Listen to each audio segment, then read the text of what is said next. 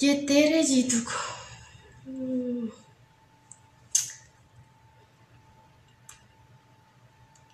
Garuu dhugaa keetii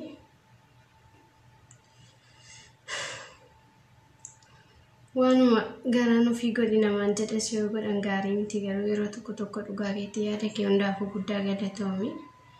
Yaada kee fudheera garuu itti yaadaan mallee ani keessi koo biyya alaa kan deemu garuu baay'ee na hawwata. Baay'ee tokko dasnee qaba qabduun deemu baay'ee natti tola beekta.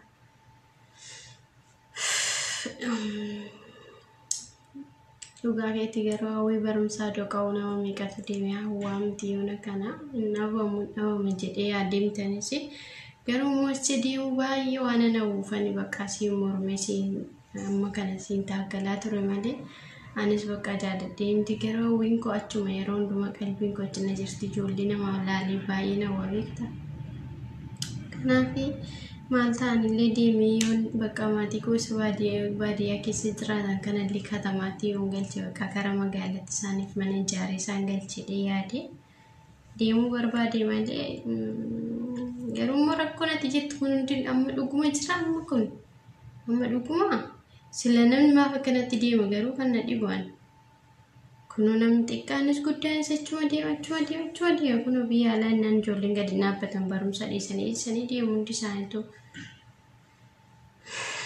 haa ta'u meeqa bakka hundaaf itti yaada jiitu dhiifama immoo waanan sitti dubbachaa ture. Hiriyaa koo kanaan jiraadhu waan hundumaa biyyuu waan hin jedha. Yes, akkana kunu yaana fi gaafa akkasitti gorsa namaa fudhattee gorsa namaa dhageessu hedduu nama gammachiisa. Wanti kan caalatti nama gammachiisu hin jiru. Miimmi koo siinaan boona yeroo hundumaa takka naan qabdee dhumarra garuu ishee naaf jetta waan hundumaa. Anis kanaafidha kan yeroo hundumaa si faana kufee ca'u malee waan biraatiif miti. Hiriyaan dhugaa immoo iddoon taanitti sin gorsitu yeroo kamiyyuu iddoo gaariitti si gorsiti akka ati iddoon taane dhaabbattu hin barbaaddu.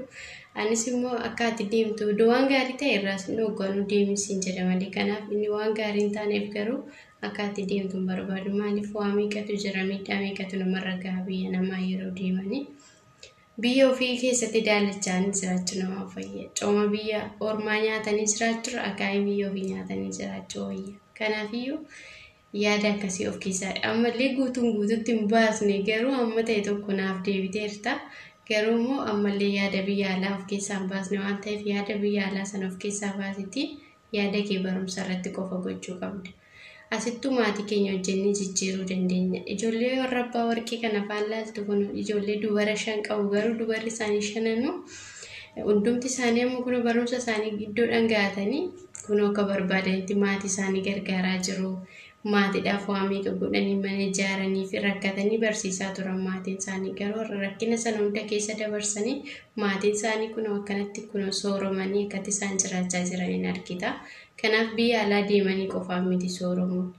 Biyya ofii keessatti illee yoo ati seeraan hojii kee hojjette in hojjetta. Kun amma barumsa keetti cimtee barumsa kee barattee barumsa kee gaafa xumurtu maatii keetiif waa yaaddu hundumaa gochuu dandeessa. Ofii keetiif illee waa yaaddu hundumaa godhachuu dandeessa.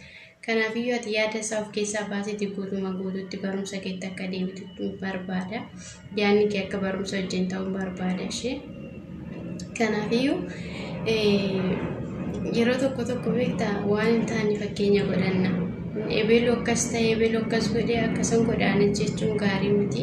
Kanaaf waan hin taane irratti baqa barumsa kee waan hin taane irratti addaan kuttee ijoollee baay'een achi deemanii gaabbu. Kanaafiyyuu ati waan hin taane irratti barumsa kee addaan kuttee deemuu qabdu. Maatiin kee si barsiisuu hin dadhabne hin nyaattan hin uffatta akka barbaadetti.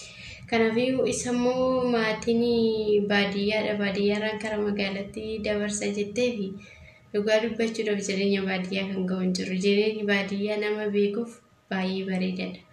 Warri baadiyyaa katamaatti galanii ittillee hin baran jechuudha. Maaliif jireenyi magaalaa baay'ee ulfaataa akka barbaadetti akka garaa keetiitti waan barbaade gochuu hin dandeessu. Kanaafiyyuu jireenya baadiyyaa kan jiru amma fakkeenyaaf warri baadiyyaa midhaan bitanii nyaatanii waan hundumaa ofii isaanii godhatanii ofii isaanii akka barbaadanitti fataa'anii jiraatu. Garuu warri katamaa immoo waan hundumaa bitanii nyaatu waan jedhu keessa. Kanaafiyyuu jireenya baadiyyaa kan ga'uun jiru. Kanaaf hin dogongorii yaada akkasii baasuuf keessaa isin jedha. Anifati immoo waggaa lama booddee magaalaa deemnee magaalatti baranna. Kan hin dagatte mi'ee koo. Kanaafiyyuu baadiyyaan teenyu yoo akkam ta'es. Kanaafiyyuu magaalaa galuu barbaaddas taanaan immoo barumsa keetiin galuu dandeessa waan ta'eef yaada akkasii yaaduu dhiisiti. Guutumaan guututti akka ati baastee dileetii gootuun barbaada. Dhageesse?